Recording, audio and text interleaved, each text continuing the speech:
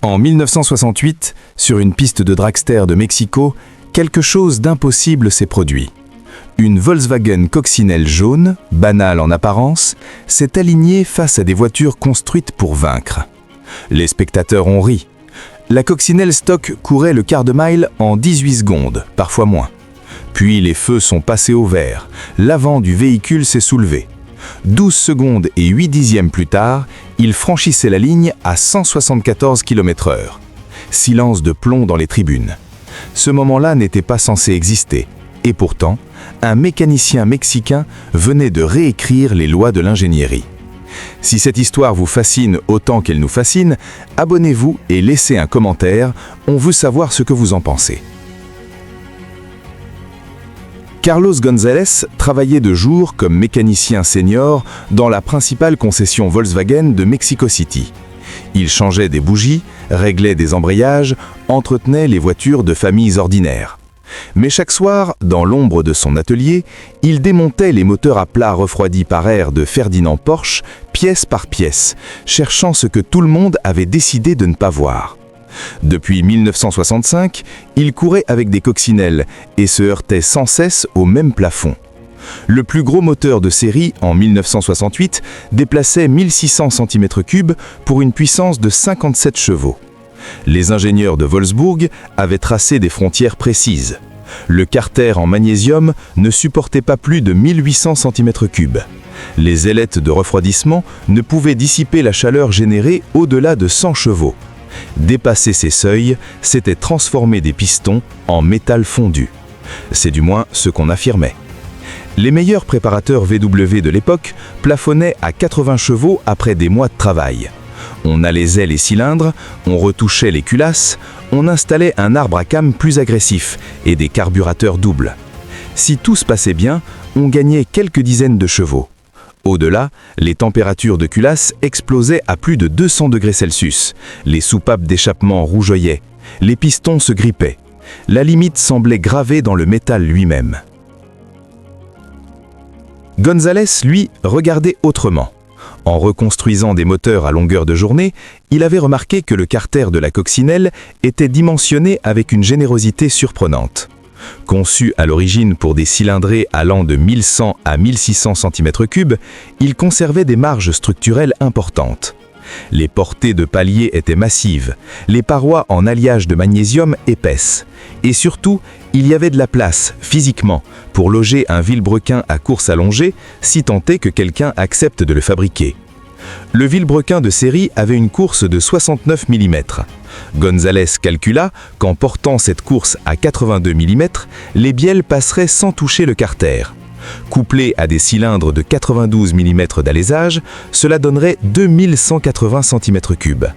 Mais personne dans l'aftermarket ne croyait en la faisabilité du projet. González décida donc de fabriquer lui-même le composant central de sa révolution. Il s'associa avec un atelier de mécanique agricole local et pendant 6 mois, à travers 14 prototypes successifs, ils mirent au point un vilebrequin en acier massif à course de 82 mm. Les contrepoids furent entièrement repensés pour dégager l'arbre à cames et la pompe à huile. Les tourillons de bielle reçurent un traitement thermique spécifique. L'équilibrage fut affiné au demi-gramme près. Les cylindres posèrent un défi tout aussi colossal. Les pièces de série comportaient 24 ailettes de refroidissement par cylindre. González en porta le nombre à 36, chaque ailette usinée 2 mm plus profonde que l'origine, augmentant la surface d'échange thermique de 40%. Les pistons en aluminium forgé furent redessinés avec une hauteur de compression réduite de 6 mm pour compenser l'allongement de la course. Les axes de pistons remontèrent dans la zone des segments racleurs d'huile, imposant des segments sur mesure commandés à un fournisseur californien spécialisé en compétition. Le taux de compression fut fixé à 8,5 pour 1, conservateur pour la course, mais adapté à l'essence mexicaine de l'époque qui plafonnait à 80 octanes. La transformation des culasses fut, sans doute, le travail le plus déterminant. Une culasse de série VW débitait environ 65 pieds cubes par minute d'air à 12,7 mm de levée. Une culasse de petits blocs Chevrolet contemporains faisait le triple. González le savait. Doubler la cylindrée ne servirait à rien si l'air ne circulait pas. Il repartit de culasse brute et remodela intégralement les conduits. Les entrées d'admission passèrent de 28 à 35 mm, les sorties d'échappement de 25 à 32 mm. Mais agrandir les conduits sans repenser leur géométrie aurait détruit la vitesse des gaz. Des centaines d'heures à la meuleuse à crayon permirent de sculpter des profils qui combinent volume et vélocité. Les guides de soupape furent amincis de 11 à 8 mm. Les chambres de combustion furent redessinées pour désobsculpter les soupapes. Les soupapes elles-mêmes devinrent des pièces sur mesure, admission portée de 35,5 à 42 mm, échappement de 30 à 37,5 mm. Les sièges furent taillés dans un alliage cuivre-beryllium pour leur résistance thermique exceptionnelle. Les ressorts de soupape, doubles, provenaient d'une Porsche 911 adaptée au logement VW, avec 54 kg au repos et 127 kg en pleine ouverture. L'arbre à cames était une pièce en acier massif aux spécifications qui auraient donné des sueurs froides à n'importe quel ingénieur académique. Levé de 14,2 mm contre 8,9 mm en série. Durée d'ouverture à 1,27 mm de levée, 296 degrés. Angle de séparation des lobes à 108 degrés, générant un recoupement important et ce ralenti caractéristique irrégulier et grondant que les puristes reconnaissent au premier coup d'oreille. Le réglage des jeux au poussoir solide, 0,15 mm, s'effectuait tous les 800 km. Mais González fit une découverte supplémentaire, presque accessoire en apparence, décisive en réalité. Volkswagen annonçait un ratio de culbuteur de 1,1 à 1. Les mesures de González révélèrent un ratio réel de 0,03 à 1. En déplaçant les axes de culbuteur et en allongeant les bras de levier, il obtint un ratio de 1,4 à 1. Résultat, la levée de cam de 14,2 mm se traduisait en 19,9 mm de levée effective aux soupapes. Pour un moteur à refroidissement par air, c'était proprement extraordinaire. Le premier moteur complet, González avait arrondi la cylindrée à 2300 cm3 pour des raisons commerciales, tourna en mars 1969. Le son qui s'en échappait n'avait plus rien du pétaradement bonhomme de la coccinelle. C'était un grondement grave et rageur qui montait en hurlement à haut régime. Sur le banc d'essai, emprunté à un atelier de camion diesel, le moteur afficha 168 chevaux à 6800 tours minute. 3 mois de réglage portèrent ce chiffre à 203 chevaux à 7200 tours minute, accompagné de 239 Nm de couple à 5500 tours minute. Pour mémoire, le moteur 1600 cm3 de série développait 57 chevaux et 111 Nm de couple. González venait de quadrupler la puissance tout en doublant le couple à partir de la même architecture de base. Volkswagen ne tarda pas à réagir. Le directeur technique, Heinrich Nordhoff, envoya une équipe d'ingénieurs à Mexico City. Leur rapport fut sans appel. Les températures de culasse dépasseraient 450 degrés. Le carter se craquelerait sous l'effet du couple amplifié par la course allongée. Les paliers céderaient avant 1600 km. Une telle réalisation était, concluait-il, techniquement impossible. González les invita à assister à un test d'endurance. Il installa l'un de ses 2300 cm3 dans une coccinelle 1967 et effectua l'aller-retour Mexico City-Acapulco. 1300 km, à travers les cols de montagne, en pleine canicule estivale, à 120 km/h de moyenne sur autoroute, en passant des cols que la coccinelle de série gravissait à 55 km/h. Au retour, le moteur fut démonté devant les ingénieurs allemands. Les paliers montraient une usure normale, les températures de culasse n'avaient pas dépassé 380 degrés. Le carter était intact. Les Allemands repartirent sans prononcer un mot. La réputation de González se répandit dans tout le milieu de la course mexicaine. Son atelier devint un pèlerinage. Il ne fabriquait pas vite. Un moteur 2300 cm3 complet coûtait 45 000 pesos mexicains, soit environ 3 600 $ américains en 1970, 2 fois le prix d'une coccinelle neuve. Les acheteurs ne calculaient pas, ils gagnaient des courses. Le symbole de cette domination s'appelait la cucaracha negra, le cafard noir. Miguel Santana pilotait une coccinelle 1933 laquée noir mat sans aucune modification visible extérieurement. Sur l'Autódromo Hermanos Rodríguez, la piste nationale mexicaine, elle tournait régulièrement en 12,8 secondes au quart de mille. À titre de comparaison, une Plymouth Kida 440 six-pack de 1970 mettait 13,5 secondes. Une Mustang Boss 3002, 14,3 secondes. Le cafard noir humiliait la crème du muscle américain. En 1971, González franchit une étape supplémentaire. Refusant encore d'atteindre ce qui lui semblait être un plafond, il se tourna vers la suralimentation. Non pas par turbocompresseur, technologie encore balbutiante, mais via un compresseur volumétrique GMC 271 prélevé sur un bus diesel. L'engin était presque aussi encombrant que le moteur lui-même. Il occupait la place de la banquette arrière, entraîné par une courroie crantée reliée au vilebrequin. Les défis d'intégration étaient immenses. La ventilation Carter ne tolérait pas la pression de suralimentation, imposant la création d'un circuit de lubrification à carter sec avec pompe externe entraînée par courroie. Le support de carburateur d'origine se fracturait sous la pression. González usina un collecteur d'admission en aluminium massif avec des bossages de fixation renforcés. Le carénage du ventilateur fut entièrement redessiné pour dégager l'entraînement du compresseur.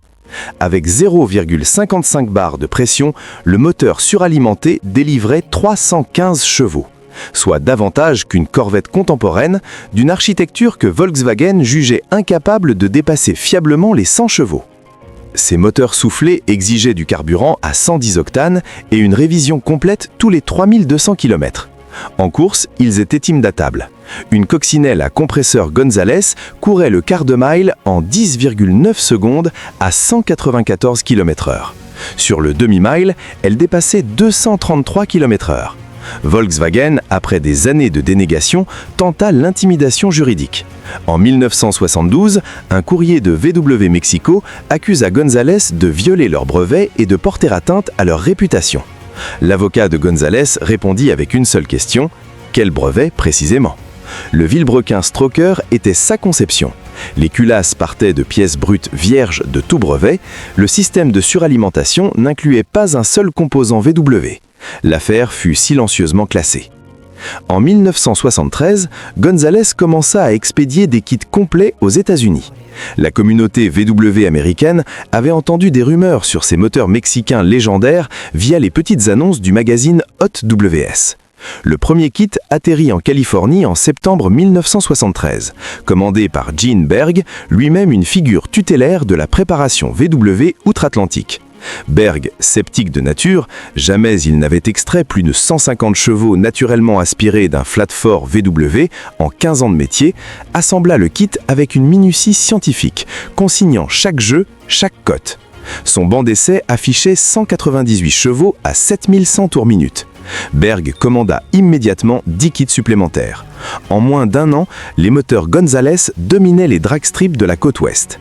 L'ancien ordre de la préparation VW américaine venait de s'effondrer sous l'impulsion d'un mécanicien de concession mexicain. González ne déposa jamais aucun brevet. Interrogé sur ce choix, il répondit que la connaissance devait être libre, que si Volkswagen avait partagé ses données techniques, il n'aurait pas eu à tout découvrir seul. Dès 1975, des entreprises américaines produisaient leur propre vilebrequin Stroker basé sur ces spécifications. La course de 82 mm devint la référence absolue de la préparation VW sérieuse. L'industrie du tuning VW, aujourd'hui évaluée à plusieurs centaines de millions de dollars, lui doit sa fondation. L'onde de choc atteignit même Porsche. Les ingénieurs de Zuffenhausen avaient toujours considéré le moteur de la coccinelle comme une curiosité populaire sans avenir. Leur Flat 6 de la 911 utilisait des principes de refroidissement par air comparables, mais des matériaux bien plus nobles. Pourtant, plusieurs innovations de González apparurent dans les moteurs Porsche ultérieurs. Ailettes de refroidissement plus profondes, géométrie de reculteurs révisée, travail sur le plancher des conduits. Officiellement, Stuttgart n'a jamais rien reconnu. Officieusement, l'ancien ingénieur Porsche Hans Megard confia en 1998 que les modifications mexicaines avaient ouvert des possibilités que personne n'avait envisagées. Le kit évolua sans cesse.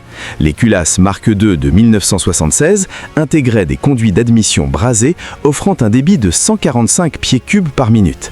Les Mark III de 1978 introduisaient des guides de soupapes en bronze et des soupapes d'échappe à âme sodium pour une meilleure gestion thermique. Les Mark V de 1981, usinés numériquement, atteignaient 165 pieds cubes par minute, des territoires comparables aux culasses de moteurs américains bien supérieurs en cylindrée. Les vilebrequins s'affinèrent aussi. En 1977, Gonzalez s'associa à Scat Enterprises pour produire des pièces forgées en acier chromoly 1,8 kg plus légères à résistance équivalente, équilibrées par modélisation informatique. La troisième génération tenait 8500 tours minute. Une bifurcation inattendue survint en 1979, venue du monde de l'aviation. Un constructeur amateur du nom de William Wynne cherchait un moteur VW d'une fiabilité absolue pour son avion expérimental. Il avait entendu parler des tests d'endurance Gonzalez. Un moteur de 2300 cm3 allégé dans ses prétentions fut développé spécifiquement. Taux de compression abaissé à 7,5 pour 1 pour fonctionner à l'essence aviation, arbre à cames plus doux avec poussoirs hydrauliques sans réglage, double allumage à 2 bougies par cylindre, carter sec contenant 8 litres d'huile contre 1 litre en série. Chaque pièce fut contrôlée par magnétoscopie et test aux ultrasons.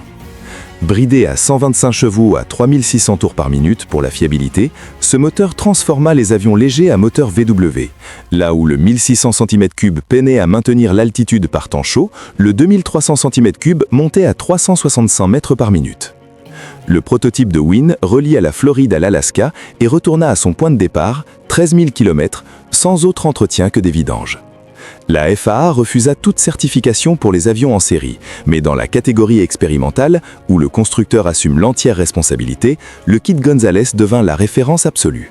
Des centaines d'appareils volent encore aujourd'hui avec ces moteurs, ayant cumulé des millions d'heures de vol avec un bilan de sécurité comparable aux moteurs certifiés.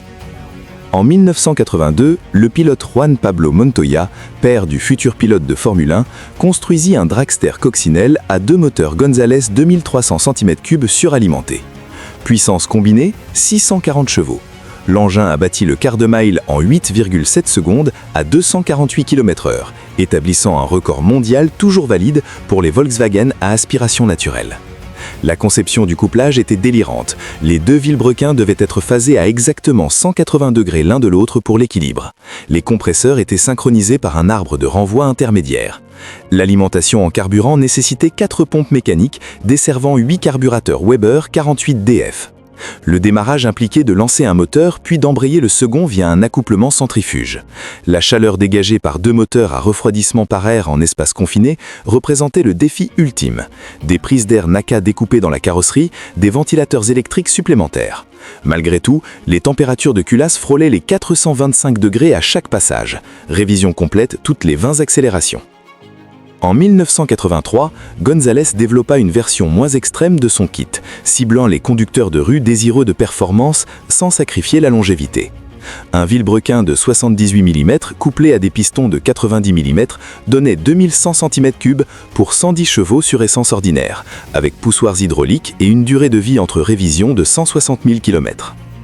Volkswagen Mexico les recommandait officiellement comme moteur de remplacement pour les coccinelles usées. En 1985, l'entreprise de Gonzalez, Mexibug Performance, employait 42 personnes et réalisait 120 millions de pesos de chiffre d'affaires annuel, produisant 500 moteurs complets et 2000 kits par an. Le gouvernement mexicain lui remit le prix national pour l'innovation technologique. Puis, Volkswagen le contacta. Après des années à nier la validité de ses travaux, la firme de Wolfsburg le recruta en 1986 comme conseiller spécial pour le développement de motorisations alternatives. Sa mission réelle, enseigner à des ingénieurs allemands ce qu'ils avaient manqué dans leur propre création. Les enseignements tirés influencèrent notamment le moteur Wasserboxer des fourgons VW ultérieurs, sans que la marque n'en reconnaisse jamais officiellement la source. Ce que Gonzalez a mis en lumière dépasse largement la mécanique. Volkswagen n'avait pas tort sur les limites du moteur de série. Ses ingénieurs avaient simplement confondu les contraintes de la production industrielle de masse avec des lois physiques intangibles. Les températures de culasse jugées fatales à 350 degrés, Gonzalez les gérait à 425 degrés grâce à des gicleurs d'huile sur les queues de soupape, à des revêtements céramiques sur les échappements et à une calibration méticuleuse de la richesse. La course soi-disant maximale de 69 mm, il courut à 82 mm dans le même carter, et des préparateurs ultérieurs poussèrent jusqu'à 86 mm. Les marges étaient là depuis toujours, personne ne s'était donné la peine de les chercher parce que les calculs préliminaires avaient conclu à l'impossibilité. Aujourd'hui, les moteurs VW de course les plus évolués déplacent jusqu'à 3000 cm3 grâce à des vilebrequins à course de 86 mm et des pistons de 94 mm d'alésage. Avec turbocompression, ils dépassent les 1000 chevaux, à partir d'une architecture conçue dans les années 1930 pour produire 25 chevaux. González n'a pas inventé ces extrêmes, mais il a démontré qu'ils étaient physiquement concevables. Dans le monde de l'aviation légère, ces principes permettent aujourd'hui à des moteurs VW de 2300 cm3 de produire 150 chevaux en toute fiabilité, propulsant des répliques de biplans de la Première Guerre mondiale et des designs composites ultramodernes à une fraction du coût des motorisations certifiées. Sur le marché des pièces de collection, un moteur 2300 cm3 d'origine González des années 1970 se négocie entre 11 000 et 17 000 euros. Les voitures complètes motorisées par ces créations atteignent 6 chiffres. La Cucaracha Negra, la fameuse coccinelle de Miguel Santana, a été adjugée en 2018 à 340 000 $. Carlos González a aujourd'hui 91 ans. Il vit toujours à Mexico City. Son atelier a fermé en 2001, mais il continue de conseiller des équipes de course et des constructeurs d'avions amateurs. Interrogé sur ce qu'il considère comme sa plus grande fierté, il ne cite ni les chiffres de puissance, ni les victoires en course. Il parle des lettres reçues du monde entier. L'adolescent brésilien qui a construit son premier moteur de compétition à partir d'articles relatant ses travaux, le pilote australien dont l'avion motorisé selon ses principes totalise 5000 heures de vol sans défaillance. Ce qu'il a accompli nous enseigne 3 choses fondamentales. Les limites annoncées par les constructeurs sont souvent des guidelines prudentes, pas des frontières physiques absolues. L'innovation n'exige ni budget colossal, ni diplôme d'ingénieur. Elle réclame de la curiosité et de l'acharnement. Et partager la connaissance en démultiplie l'impact, bien au-delà de ce qu'un brevet ou un secret industriel n'aurait jamais permis. La coccinelle de Ferdinand Porsche avait été imaginée comme la voiture du peuple, accessible, simple, robuste. Carlos González en a fait la voiture de course du peuple, la démonstration vivante que la performance n'est pas l'apanage de ceux qui ont les moyens. Chaque fois qu'une coccinelle préparée humilie une muscle car au feu rouge, chaque fois qu'un avion amateur prend de la hauteur sur un moteur VW gonflé, chaque fois qu'un jeune mécanicien refuse de croire qu'une limite est définitive, quelque chose de González continue d'exister. Il n'a pas seulement battu Volkswagen sur son propre terrain, il a prouvé que l'innovation appartient à ceux qui osent innover, pas aux institutions qui en gardent jalousement l'accès. Et ça, aucun ingénieur en costume n'aurait pu le calculer à l'avance. Si vous avez vu ou réalisé une modification ou un swap moteur aussi insensé que celui-là, racontez-le en commentaire. Et si ces histoires de rebelles de la mécanique vous parlent, abonnez-vous pour ne pas manquer les prochaines.